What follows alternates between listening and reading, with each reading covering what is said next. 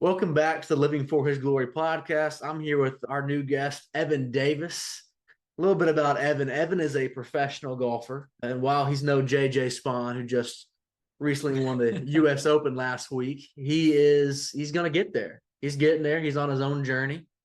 We fully believe in him. Plays a little bit in the Corn Ferry, a little bit of mini tours. He's a member at the golf course I work at, and just an absolutely amazing dude. I tell him that, and this is not biblically accurate, theologically accurate, it's just something I say.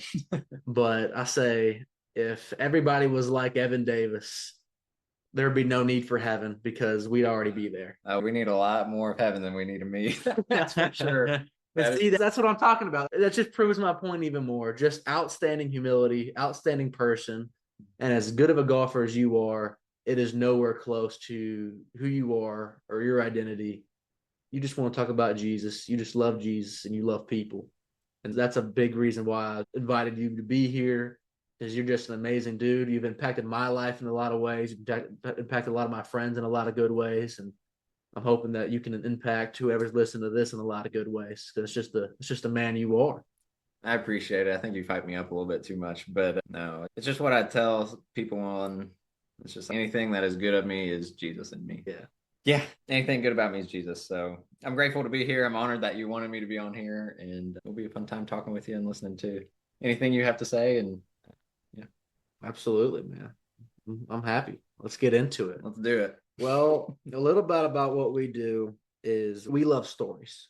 So I believe that there's nothing better than stories. I'm sure you've heard your fair amount of lectures in the day, high school, you were in college for the full 5 years. I had a victory lap. Yeah. You had COVID, so that kind of took away from it a little bit. It did a little bit. You've had your fair amount of lectures. Would you say that you learn more from lectures or from actually sharing life with people and stories? It's no doubt stories. Yeah. I couldn't really remember a single lecture from college or LCA, but we remember stories. Absolutely. Just like in the Bible, Jesus tells stories or parables, and it's a lot easier to remember the punchlines and the meanings of all those, but it's not really easy to remember the lecture from business law and college or anything like that. So I bet you always remember stories, especially funny stories. Yeah. And lectures, they try to get you to learn one thing, but through storage, we can learn a lot. 100%. There's a lot of different spins. You go to parables. I've heard 5 different spins on the parable of the sower alone. Yeah. Just an amazing, that's why I love stories. And so I'm hoping to hear a little bit of yours today. Just what's made you, what's transformed you to be you. And because I love stories. We all have a story, no matter where we came from, no matter what we've been through, a journey that made us who we are.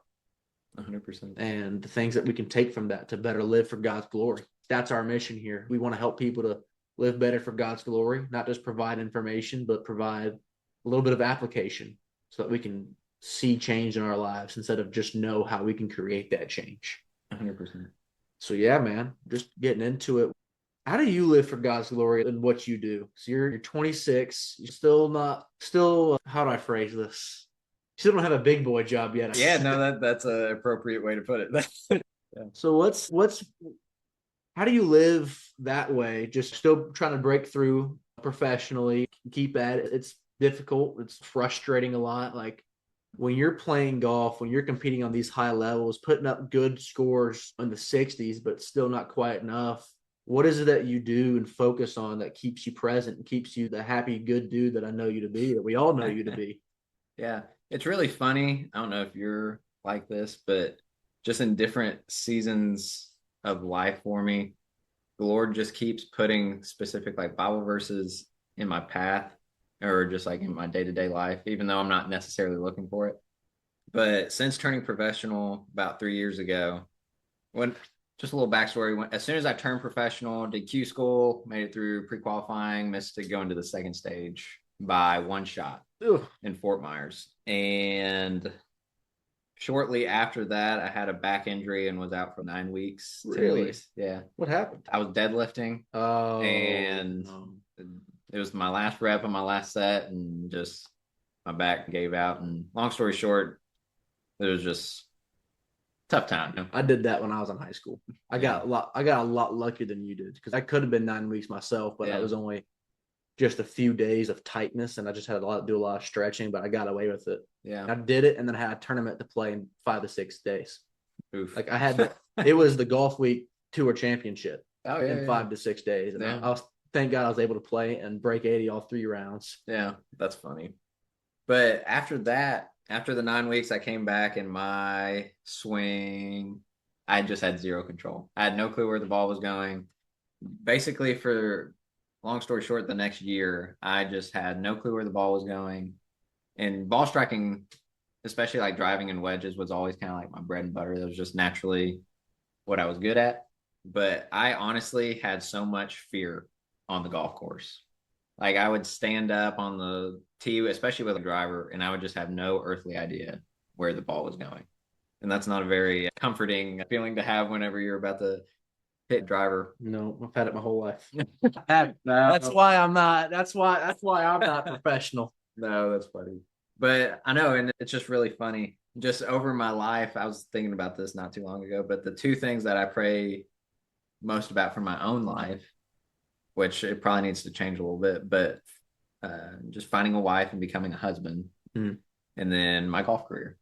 Just as I was growing up and recent, like when I was in college and everything, those were the two things I really prayed probably most about for my own personal life. And it's really funny. Whenever I turned professional, had the injury, the golf career could not have been any worse. I think my first year of being a professional, I did not make a single cut. Just, I had no clue where the ball was going. I couldn't keep the ball on the planet. And so a year went by. Did you ever have Miss Head as an English teacher? At LCA? At LCA? No, she was gone. Do you know Jordan Head, though? I don't. The first head I know is my college golf coach. Okay, that's funny. But Head, she's kind of like a second mom in my life. And I saw her at the pool, and we were just chit-chatting, hadn't talked to her in a few months.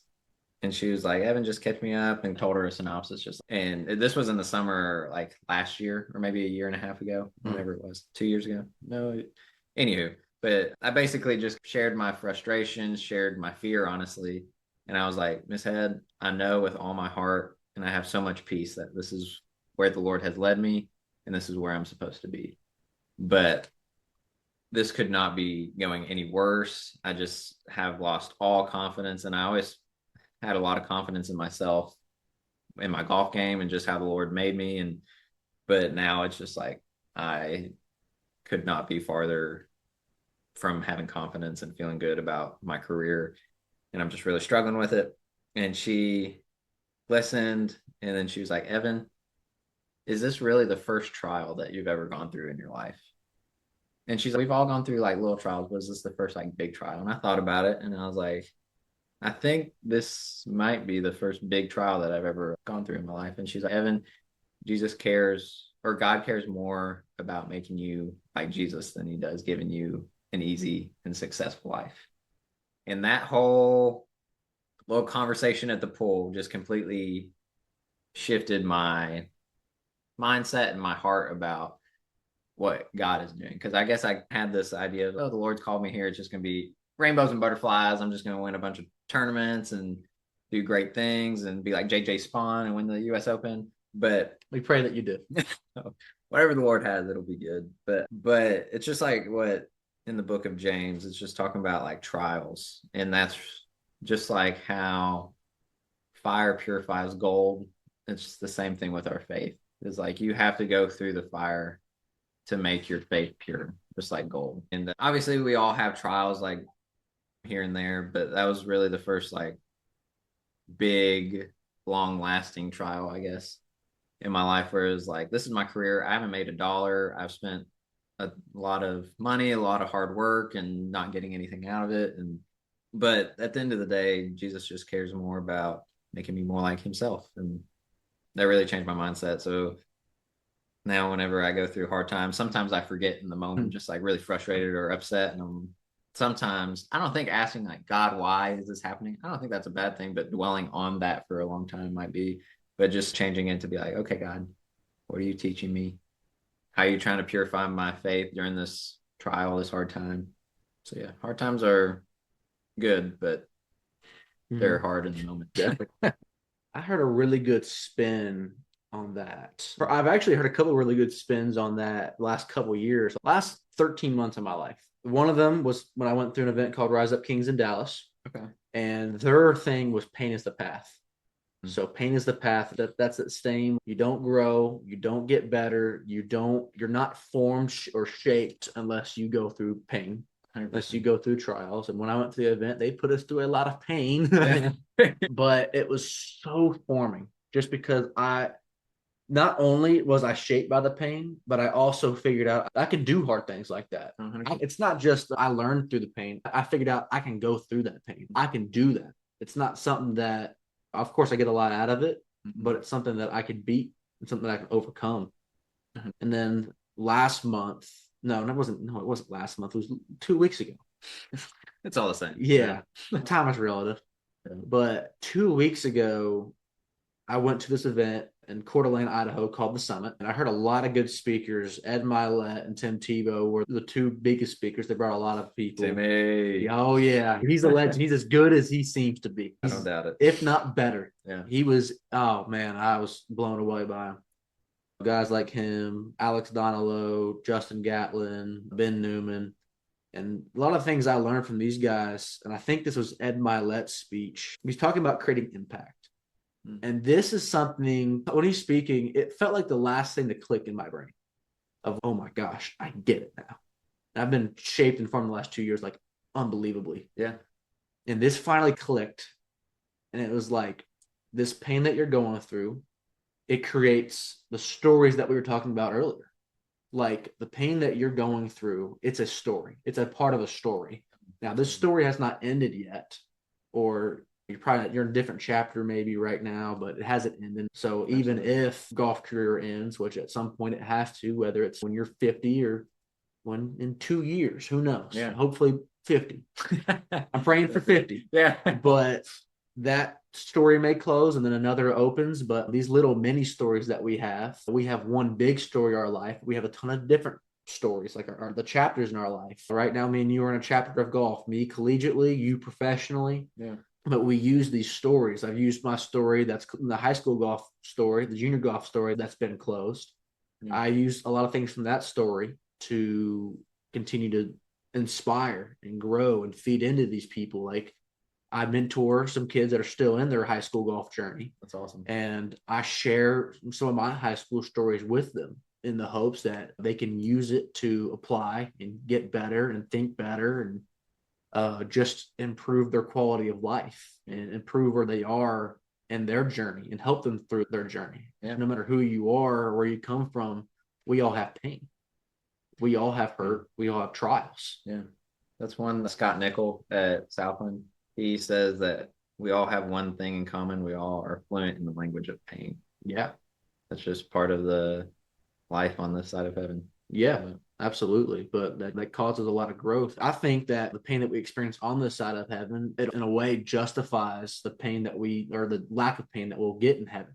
Jesus went through more pain than any of us. Oh, yeah. He went through my pain. Yeah. Yeah. And I don't just mean on the cross, but so the thing about Jesus is he was sinless, correct? And I heard this take a couple years ago and I'm like, oh my goodness. So because he was sinless, his compassion was beyond anything that me and you could even fathom. So let's say we're driving. We both have lived in Nashville at a point, lived there for college club for a couple of years. You were there for 5 years when you were playing for Belmont. 5 years. How many times did you see some homeless guy on the street?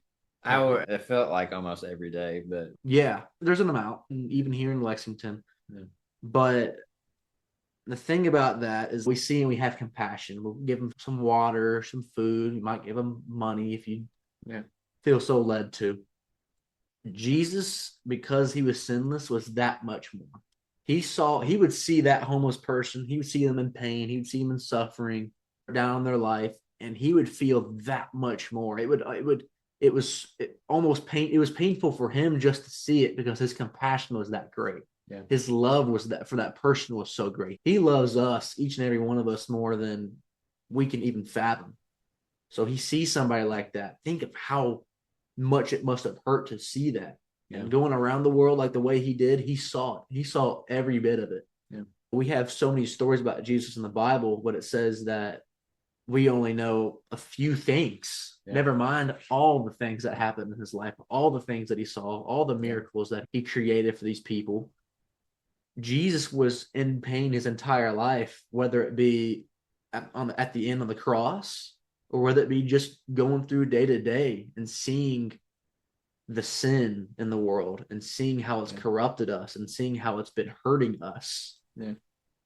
Pain is the path. Yeah. Like what I mentioned earlier. Like it's just a part of it. A life without pain, it's really is a life without knowing Jesus, in my opinion. Oh, and Jesus says, "Follow me," and Jesus was led to a cross. That's an eloquent way to put it. Yeah. I like that. Yeah. That was good. That was, man, that just spoke. Simple, but it spoke. Yeah, I don't use too big words. No, too big of words. Yeah, I'm different. I don't stop talking. Hey, that's okay. That's okay. Yeah, the things I learned way more about Jesus from the trials I faced in my life, the pain, the heartbreak that I faced in my life, even with golf. Like I learned a lot about Jesus from golf. Oh yeah. I learned about how to live like him through golf. Sports teaches you a lot about faith, and there's a lot of sports analogies and in the Bible and stuff too. But the thing I learned most about Jesus through golf was, and you may share this, it's the most frustrating sport I've ever played. No, it's not even close. It's frustrating, and it's so amazing how little it takes to mess up in massive ways. Or sometimes you can hit a perfect shot like JJ Spawn yesterday, number 2, and hit the pin and you make bogey. Oh, I know. That was, oh man, just brutal. Like golf is just brutal like that. It gives and it takes a lot. It just keeps taking sometimes. Yes, it does. But what I learned about Jesus in that, it hit the position of his heart, how he was and how he behaved. And gosh, golf is not kind to me a lot. And and I think I just need to change my perspective a little bit. I need to think more positively about it, just like you do. That's the first thing I learned from you. Think about golf in a positive way. It's definitely, it's a skill in a way, but it's a lot easier to think negatively. And there's a lot of times where I have to pray on the golf course. Yeah, I'm with you. I started this spring. I started repeating affirmations to myself, biblical affirmations. Good. Like I'll be like, didn't get up and down, or I 3-putted, or whatever, hit a ball out of bounds. Crap, I suck. I suck. And so, no, you are beautifully and wonderfully made. What does Jesus say? If what I'm hearing doesn't align with what Jesus says or the Bible says about me, it's not true. Yeah, it's just not. 100%. That's helped me the most. And then learning like the Jesus, the humility that he has, the patience that he has, the love that he has. Golf is the hardest thing for me to love at times. I love the game a lot, but it's hard for me to love it because of how frustrating and with how much it just takes away and how infuriating it can be. It's a game of imperfection. Yes. And so it really is like, how does Jesus feel when I walk away from him? When he gives me his best and I don't give him the good result, and I don't give it back to him. It feels like sometimes I've gotten to a victim mindset of, come on, golf, give back to me. Give me something. Yeah. And I'm like, how many times have I not given Jesus something? Yeah. How many times have I not given him my best when he always gives me his best? Yeah. But he knows we're human. And I also had that same mindset whenever I first turned professional and pretty much failed every tournament for a year and a half. And I was always in my mind, I had this wrong mindset of just, I knew that my golf was worship. It's just like in Colossians 3:23, it's like, whatever you do, work at it with all your heart. It's for working for the Lord, not for man. It's one of my favorites. It's one of my favorites. And I had this mindset of, it's only good worship if I make a cut. It's only good worship if I win. But that's so far from the truth. And I had to learn while going through all that bad golf period in my life that sometimes only God knows if you're giving your best. And if your best, in a golf sense, if your best is shooting 78, then shoot 78 faithfully. And if your best is 64, then shoot 64 faithfully. And I just really had to change my mind and my heart on, I want to be faithful with the good and the bad days. And just like before my rounds, be like, Lord, whatever you have for me today, I just want to be faithful with it. Because at the end of the day, all you can really control in all sports is just your attitude and effort. And if you can do those two things and with your best strength and everything, just worship the Lord. And with that, that's worship, in my opinion. So It's a standard for you. yeah. And we fail a lot because sometimes you kind of take your focus off Jesus sometimes and you get a little mad or frustrated. But praise the Lord for his grace, because I know I need a lot of it. So Me too, man. Me too. You're talking about that, and I mentioned the word standard because, like, I'm holding myself to this. Like, no matter what happens around me, you're anchored. yeah, for sure. And Kobe Bryant said that he meditates at the beginning of every day to anchor himself. I think prayer is a Christian meditation. I definitely feel myself anchored when I pray in the morning. Yeah. And I ask God for, hey, just anchor me, keep me, not result, but process. Keep my attitude like this. Keep my heart like this. Instead of, oh, hey, God, can I shoot 65 today? Which I would love. Please give me a 65. Please. Oh, I'm very open if he allows that. If he gives me 65 when I go out and play today, I will be very happy, very blessed. I'm probably going to go treat myself some kind of ice cream or something. It's going to be a cause for celebration, Adam. But really what I want to do is, like, God, help me stay focused on you, on your grace, on your patience, love, mercy. Give me a heart after you today. Yeah. Give me that mindset of you today. Yeah. And whether I shoot 65 or 85, let me just be that and be in that position of love and joy. Because for me and you, it's a score on a golf course. For somebody like Paul, it was freedom. It was freedom. He was in jail a lot. Yeah. And then he of course, obviously it's better to be free and preaching the gospel the way that he did. Yeah. He's content in all circumstances, right? Yeah. He's one of the, if not the most content man to ever walk the planet. Yeah. And some of his happiest letters or books in the Bible were written in prison. Yeah. Like that tone was written when he was in a jail cell alone and tattered clothes, probably low on food and water, just in the worst of circumstances. Yeah. And that proves a point. And that's much bigger than going out to a pretty golf course and shooting a high number. I know, all the things that we take for granted sometimes. Yeah, put into a perspective. And it's okay, man, like if Paul was able to do that in prison, why can't I go throughout my life that same attitude of happiness and joy? Maybe not so much happiness, but definitely joy. Yeah. Because joy is that decision, and joy is that more permanent thing of living life. And the end is never really the end. Yeah. And over the past couple of years, I started realizing what I said earlier about my prayers. It was just like my prayers were always for my own life, just not always, but a lot of the times praying for a wife, praying to become a husband, and just my golf career. And then it was just like, Lord, all my prayers are just about things that you can give me, and not about just like who you are and what you've done for me and how much you love me, and just for me becoming more like you. And I really had to be mindful of like not just praying for things that God can give me, and just start praying to be more like him, and just really just truly just be like, okay, Lord, I am loved by you, and that's enough. Yeah. So how has your identity been shaped by that philosophy? I don't know if you've taken a lot of time with your identity in high school, college now. Yeah. It's something that I think we're starting to get on the tip of discussing. I've had some idea, like just thinking about it. Yeah. Because identity is one of the big things for me. It's something that's been changed in my life the last 2 years. Yeah. And something I've been looking at and researching and like seeing how it applies in my life and how it's been applying in other people's lives. Like, what's this sense of identity that you've been changed and informed by this? Yeah.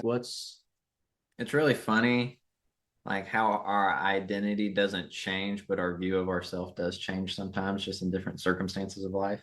Just for like instance, like I keep going back to when I first turned professional, but when I turned professional, all of a sudden I felt like my identity was the number that I shot. And I did not shoot a bunch of good numbers for a very long time. So it was like I thought of myself as less of a man, less of a person, because, and I mean, as us guys, and probably everybody, women included, sometimes we put way too much of our identity in our career and like how well our career is going or how well it's not going. But at the end of the day, I'm a son of God. you're a son of God. And we are sons of a king, and we are deeply, deeply loved. And for me, it's if I ever forget like how loved I am, all I have to do is look at the cross and know that I'm loved. Yeah. And it's like Jesus didn't die on a cross. Jesus didn't die on the cross. Jesus died on my cross. And there's nothing that I can ever do that can earn my way into heaven. There's nothing that I can ever do that will make God love me more or less. I'm just loved. And it's honestly really hard to wrap our earthly brains around it. Yeah, the unconditional. The unconditional, because it's like us as humans, it's some we're just kind of, I guess, in a way that our sinful nature is like, oh, somebody does something good for me, I want to do something good for them, and which isn't a bad thing. That's a great thing. But if somebody does something bad for me, it's, hey, I don't want to do anything good for them anymore. Right. But it's not how Jesus works at all. And no, if I sin, I'm not any less loved than I was yesterday. Yeah.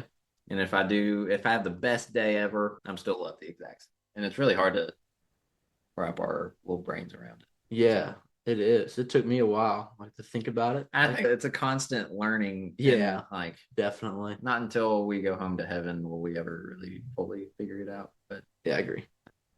Yeah, I like that unconditional love that you talked about, because it's something I've tried to model.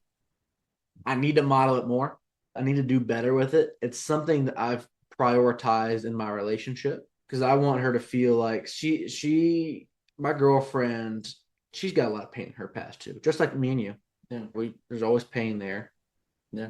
And what I have found to help our relationship the most and help her the most in a lot of ways, a lot of times, is, hey, no matter what's going on, no matter how big or little you think that you messed up, I love you regardless, unconditionally. There's nothing you could do to make me stop loving you. Yeah. I'm not gonna let you take advantage of me. That's not very loving, right? No, there's boundaries, right? Oh, there has to be. There has to be. There's boundaries with love and mutual respect with love, like, especially dating. Yes, very much. While I love her unconditionally, I also know that she's not going to go and do something that she knows that she really shouldn't do. Yeah. And I think that having that unconditional love, it doesn't liberate you to just do whatever you want. I think it really makes you be like, man, I'm loved like that. Yeah. I want to reciprocate that and honor that in the best way. Yeah. It's Paul writes, what should we do? Should we keep on sinning when it comes to God's unconditional love and his forgiveness? Yeah. Like, it doesn't mean that we should keep on sinning. No, it doesn't. And some people take it that way, but I think if you truly understand that unconditional love and have truly received it, you're like, oh gosh, I want to honor this the best way I can. I know. Yeah. He loves me that much. Man, I can't let that go to waste. Yeah. There's a Bible verse in Daniel. I think it's in the first chapter of Daniel. Oh, I love this. But Daniel says, I'm going to not say it exactly right, but he said something to the extent of, I don't want to defile myself. And I'm just going to find the verse. Go ahead. I'm getting out my phone. Hold on. A few months ago, we had a podcast with a guy named Isaac Thrasher about the book of Daniel. Oh, cool. Primarily the first few chapters. That is incredible. I encourage you to check that out, by the way. It was a really good conversation with him. Maybe it's not the first chapter, but somewhere in Daniel, he says, I just don't want to defile myself. I'm pretty sure it's talking about... Was it about him eating their foods? Yeah, I'm pretty sure it was about that. But I think that's just, especially for a young guy or girl, it's just like, there's so much temptation in our world that's being thrown at us. Like, yeah. You don't have to go looking for it. The devil's pretty good with our society nowadays, just to be thrown. Like, you can go on Instagram and not be looking for anything, and all of a sudden there's lust being thrown right at you. Yes. Or there's greed being thrown right at you.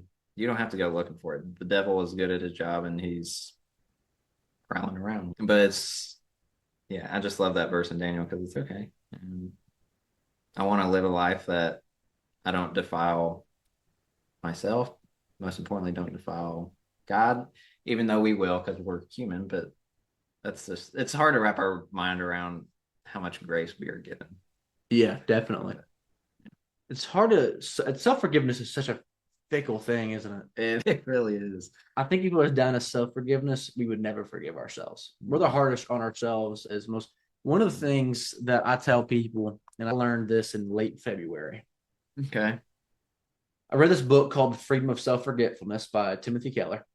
I think I've talked to you about Tim this. Keller. Yes. I think you did tell me. And so Paul writes, he doesn't care how he's judged by human courts, and he doesn't even care how he judges himself. He says it is the Lord who judges me. Yeah. So a lot of in our society, and I think this is a good thing for the most part, is like it's a half truth. It's hey, it doesn't matter what somebody else says about you or their opinion of you. That has no bearing on you. Like it doesn't matter. Yeah. And they say, you, what do you think about you? That's a half truth. And that's a half truth I lived by until literally 4 months ago, 4 months ago. Yeah. And then I read that book and I read those verses, and it's a small, like little 40-page book, tiny, but so life changing. Yeah. You could read it. You could, if you sat down and read for an hour, you get the whole book. That's hilarious. I'm really slow at reading, so it might take me 2 hours. Maybe, but it's short. Yeah. And I was like, oh my goodness, because we can be. Evan, do you know somebody that's more mean to you than you are to yourself? I'm more hard on myself than probably anybody. Exactly. Which is, it's almost counterintuitive, right? I know it is. Yeah. So I'm the same way. I don't think I can name somebody that's meaner to me than I am to myself. Yeah. Because if I have met somebody that like that, I just stay away from that person. Just being around negativity is never a good thing. But like we do it to ourselves all the time. There's no one mean to. So if you're relying on what you think about you, it's going to kill you. Yeah. It's murder. We're murdering ourselves because we're hurting ourselves the most. Yeah. Because we know ourselves the most. You know how to hurt you because you know you better than I know you. Yeah. I can't hurt you as much as you can hurt you because I don't know you like as much as you do. Yeah. But the thing is, we know ourselves, but we don't fully love ourselves because we can't love like Jesus. No. We can't. The thing about God is that he's fully truth and he's fully love. Yeah.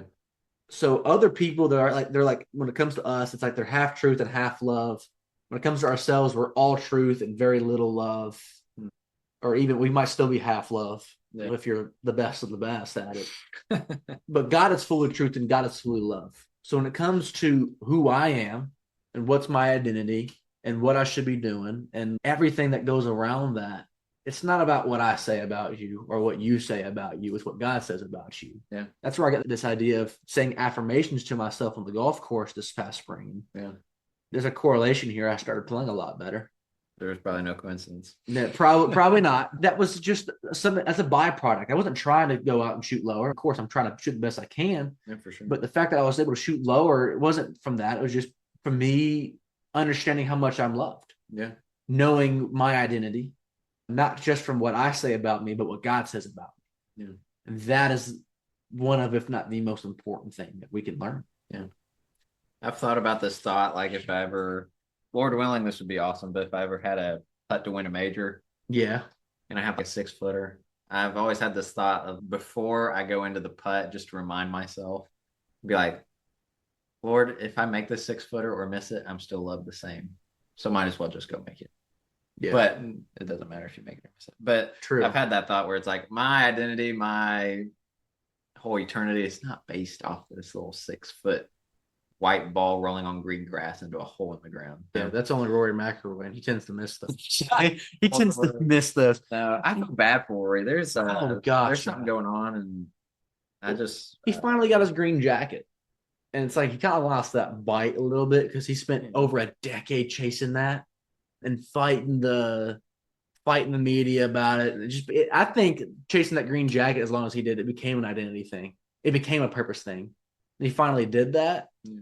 And you can't compete at the high level that he did without that. Yeah. I think he even said in an interview this week at the US Open, like it's harder for him to be on the range for 4 to 5 hours working on this game. Yeah. For sure. When our identity is so rooted in outcomes and we eventually reach those outcomes, what does our life become? Yeah.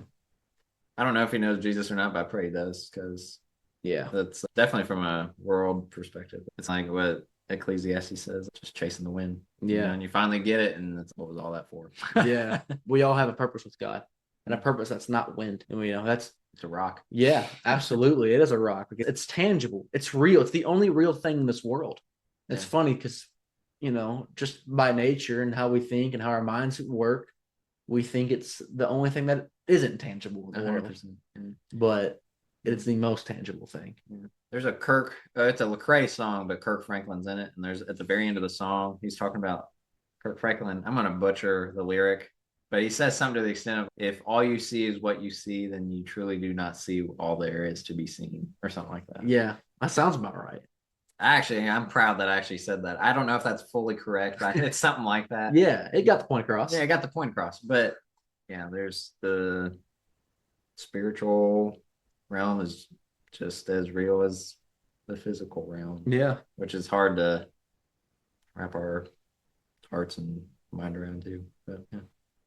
How do you stay living in a place where you're living in that spiritual world? Obviously, your body's here. You're still trying to do physical things like get a white ball in the hole as quick as possible. Yeah. But how do you stay in that spiritual world? Is there any tips, tricks, just a simple thought that someone else might overlook that you overlooked for the longest time? Oh, yeah. I think it's really easy to overcomplicate our faith and what we're called to do. I think although Jesus did a lot of like hard things, Jesus did a lot of simple things. And obviously, if the Lord calls you to go do something extravagant, I don't know, go to Africa on a mission trip or go across the world to go love people like Jesus, like that's incredible. Do it if that's what you know the Lord's calling you to do, and where he's leading you. But I think when I was in high school, it was the first moment in my life where faith, my heart and faith just took a turn. I was in a Bible study with a bunch of my best friends with a guy named Chris, and he was the leader of our old Bible study. Awesome, funny dude. And he said that our one purpose in life is just to love. And we were actually watching a video on Tim Tebow. And Tim Tebow, our one purpose is to love. Love the Lord your God with all your heart, soul, mind, strength. Love your neighbor as yourself. And for some reason, that time when I heard it, I was just like, boom. I just had a different lens on life. And I was like, holy moly. And I went to school the next day, and I just saw life differently. And I was like, I'm just supposed to love. It doesn't matter it doesn't matter how I do it. It just matters that I love. And so it could be as simple as just like asking somebody, how's their day? It could be as simple as, especially if you're in high school, there's always people that are, I don't want to say forgotten, but left out. And if you see somebody that's left out eating lunch, I think a simple way is just to grab a buddy or two, go sit with them at lunch. Like that is a simple way to love like Jesus, just to make them feel loved. Hold the door open for somebody.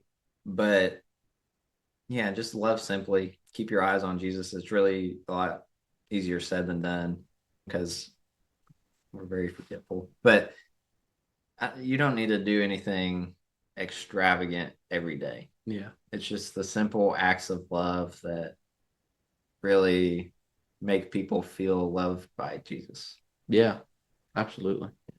That's awesome. I think that's a beautiful challenge for us this week. I think pick out one person that you can serve.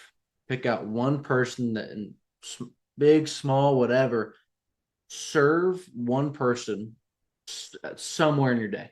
Each day, the next week, find somebody that you can serve, that you can just show a little bit of love to, and see how that works. To see how you create an impact on that person. Yeah. Like the smallest things, man. Like I've been just a little thing of just talking, or just the little thing of, give me a pat on my back from a teammate or something. It's meant the world. Yeah. And college and high school and life, like I just remember small things that have got me through days, that have made me feel better about myself through these days, just by people doing something small and showing me the love of Jesus that way. Yeah. It's changing. So for anybody listening right now, I'd encourage you guys to do that. Find somebody to serve. Find somebody to love. It could be the smallest way. Just go up and smile, say hi, give a random stranger a fist bump. I don't know. Do what you gotta do. What's up, my brother? Do whatever you gotta do, and just see how that works in their lives, how that impacts them. Put a smile on their face. Maybe they go out and the rest of the day and just feel a little bit better, but also maybe how it impacts your life. Because when I go out and help people, just seeing that impact being made, just seeing their day brighten, man, it makes me feel more like Jesus. I'm being completely honest. I feel like I just lived more of my calling by doing that. On that summit, that conference that I was talking about, I can't remember which speaker it is, but it may have been Milet. Gosh, I have notes on it, but I don't have my notes with me right now. It was like something around the lines of you fulfill your calling by helping others, or it was you're fed by feeding others, something like that. Yeah, that's good. Just by helping others, serving others, you yourself are also still filled. Yeah, and filled in ways you can't even imagine. That's so true. If you go, like, you could be having a bad day, but if you go love somebody, you're like, I feel a little bit better. Yeah. This is called a ministry that's really been growing the last couple of years. I knew I wanted to do it ever since I was a freshman in high school. I've been very blessed to just know what I wanted to do with my life. Yeah. God called me from a very early age. Just super blessed with that. Yeah. And the last 2 years have been dialed up, like intense. And a lot of that has just been letting go of golf. Maybe I don't get as cool as Evan Davis and go professional. I'm not that cool. But this heart for ministry and seeing it work and seeing the impact that I can create and just everything that's gone along with ministry, I feel so much more on fire, so much more fulfilled than I ever was by even my best day on the golf course. That's awesome. Like, it's just so much better for life quality, I believe, to help others rather than help yourself. Yeah. If you're one of those people that's just trying to get ahead in life and just serve yourself, well, the best way that you can do that is serve others. Yeah. And I believe that by serving others, your heart will change from rather just, it's not about you. Yeah. Right? 100%. I definitely know Ed Milet said in this conference, he was a great speaker. He's the best speaker I've ever heard. I referenced him a few times now, but he's the best. That's the best speech I've ever heard in my entire life. I don't even know who that is, which I feel bad. I'm going to share his podcast with you. Okay. Awesome. Okay. He's amazing. He made me cry for 20 minutes. Like, legit. That happens sometimes. Yeah. First time for me. I've cried before, not that long. Yeah. Not like that. Yeah. He's talking about short-term success. A lot of people have short-term success because they're thinking about themselves. But if you want to create a long-term lasting impact, you think about others. You think about impacting others, inspiring others. That's how you get long-term success, by not thinking about you, but by thinking about others. Yeah. And that is, in my opinion, the best success you can have, by living like Jesus, by impacting others, serving others just like he did. Yeah. The best way to live life is just by studying Jesus and replicating it. Yeah. Being a mirror. That's it. That's what you do. I try. I appreciate your kindness. It's interesting to me because you're talking about, so what so late 2022 going into 2023 was when you were going through this?